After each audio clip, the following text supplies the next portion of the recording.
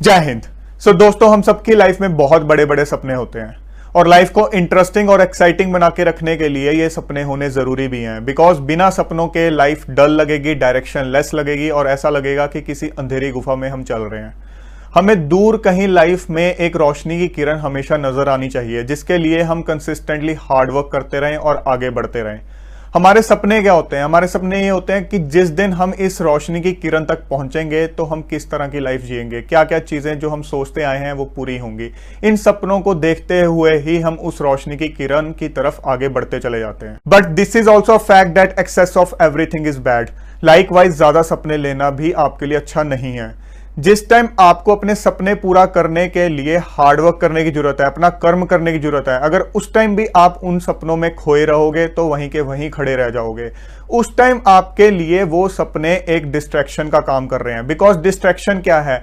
कोई भी ऐसी एक्टिविटी जो आपका फोकस, आपकी एनर्जी कहीं और डाइवर्ट करे अपने टारगेट से, आपको आपके टारगेट की तरफ फोकस ना करने दे, उस चीज को हम डिस्ट्रैक्शन बोलते हैं। ऐसे टाइम पे आपके लिए ये सपने डिस्ट्रैक्शन का काम करते हैं। बहुत से यंगस्टर्स का ये टारगेट होता है कि किसी कॉम्पिटिटिव एग्जाम को क्रैक करें और अपने सपनों को पूरा करें।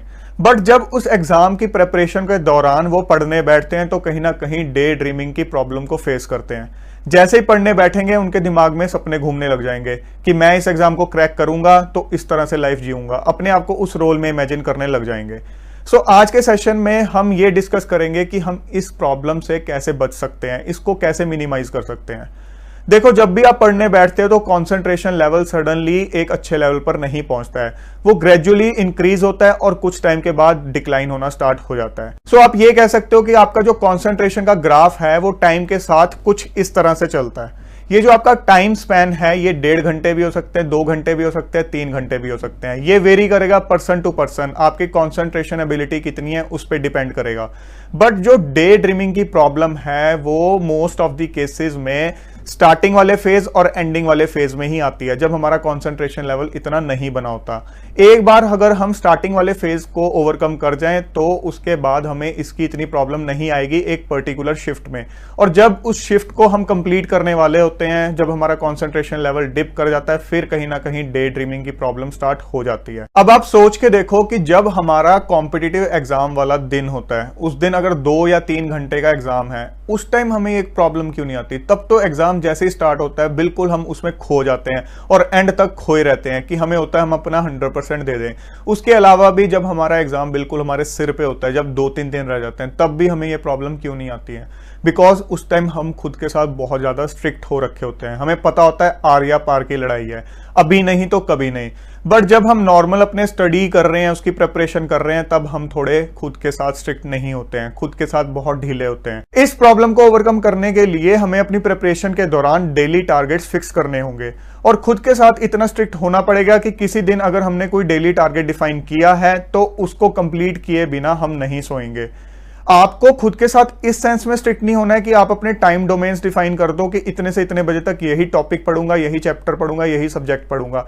ऐसा नहीं करना है आपको। फ्लेक्सिबिलिटी रखनी है क्योंकि हमारा मूड चेंज होता रहता है। तो हो सकता है किसी दिन सुबह हमें कोई मैथ्स पढ़ने का मन कर जाए या शाम को फिजिक्स पढ़ने का मन कर जाए। इस तरह से जो भी आपका कॉम्पिटिटिव एग्जाम है, अगर उसके अलग अलग सेक्शंस हैं, अलग अलग सब्जेक्ट्स हैं, आप ये फ्लेक्सिबिलिटी रखो कि डिपेंडिंग अपॉन योर मूड आप कौन सा सब्जेक्ट पढ़ना चाहते हो वही सब्जेक्ट पढ़ो, तभी आपका कॉन्सेंट्रेशन लेवल बन पाएगा। अगर उस टाइम आपका कोई सब्जेक्ट या चैप्टर पढ़ने का मूड नहीं है और जबरदस्ती पढ़ोगे तो अगेन कॉन्सेंट्रेशन लेवल मेंटेन करने में डिफिकल्टी आएगी और डे ड्रीमिंग वाली प्रॉब्लम कहीं ना कहीं हावी होगी। इसके अलावा एक बहुत ही इफेक्टिव एक्सरसाइज जो कि आपको डेली बेसिस पे करनी है। मान लो दिन में आप 3 से 4 शिफ्ट लगाते हो पढ़ने की। हर शिफ्ट से पहले आपको 3 से 5 मिनट ये एक्सरसाइज करनी है। आपका मान लो एक ड्रीम है आईपीएस ऑफिसर बनना। खुद को यूनिफॉर्म में आपको इमेजिन करना है। आपको कोई मूविंग अपना रोल इमेजिन नहीं करना है, एक स्टिल इमेज अपनी इमेजिन करनी है। अपनी आईज क्लोज कर लो और उस इमेज पे कॉन्सेंट्रेट करो। अगर आप मूविंग इमेज अपनी इमेजिन करोगे कि मैं कहीं रेड मार रहा हूं, कोई एक्टिविटी कर रहा हूं उस रोल में, तो अगेन वो डे ड्रीमिंग बन जाएगी। आपने उस टाइम अपना कंसंट्रेशन लेवल एनहांस करना है, फोकस करना है अपने टारगेट पे।